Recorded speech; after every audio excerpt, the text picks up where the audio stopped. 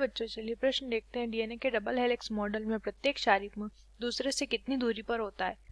34 nanometre, 3.4 nanometre, 2 nanometre, 0.34 nanometre.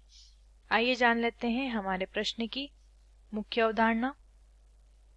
हमारे प्रश्न की मुख्य अवधारणा है, हमें बताना है डीएनए का जो डबल हेलिक्स यानी कि द्विकुंडली संरचना होती है, संरचना, उस संरचना के अंदर प्रत्येक क्षार युग्म पूछा है। एक क्षार की बात नहीं की गई है, क्षार युग्म, क्षार युग्म लिखेंगे। प्रत्येक क्षार युग्म दूसरे क्षार युग्म से कितनी दूरी पर होता है, इन दोनों के बीच में कितनी दूरी होती है वो हमें बतानी है। तो देखिए, डीएनए का डबल हेलिक्स मॉडल किस प्रकार होता है? द्विकुंडली संरचना, इस तरीके से जो संरचना रहती है, दो कुंडल जिसमें पाए जाते हैं, ठीक है।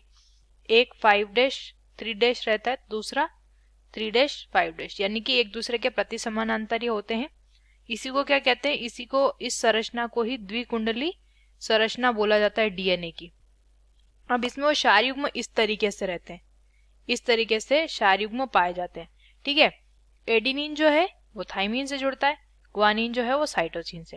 एडिनिन थाइमिन से जो है द्विबंध यानी डबल बॉन्ड से जुड़ेगा, और ग्वानिन साइटोसिन से त्रिबंध यानी कि ट्रिपल बॉन्ड से जुड़ता है। अब इन दोनों जैसे कि ये एक क्षार युग्म तो हो गया एडिनिन थाइमिन का, दूसरा क्षार युग्म ग्वानिन और साइटोसिन का। तो इन दोनों के बीच की दूरी हमें बतानी है। तो इन दोनों के बीच की जो दूरी होती है वो होती है 34 एंगस्ट्रॉम। 34 एंगस्ट्रॉम। अब हमें विकल्प में दिए हैं नैनोमीटर, तो 34 एंगस्ट्रॉम को जब हम नैनोमीटर में परिवर्तित करेंगे तो ये हो जाएगा 0.34 नैनोमीटर, एनएम। तो विकल्पों को देख लेते हैं। पहला दिया है 34, ये तो ज्यादा हो जाएगा, 0.34 भी ज्यादा है।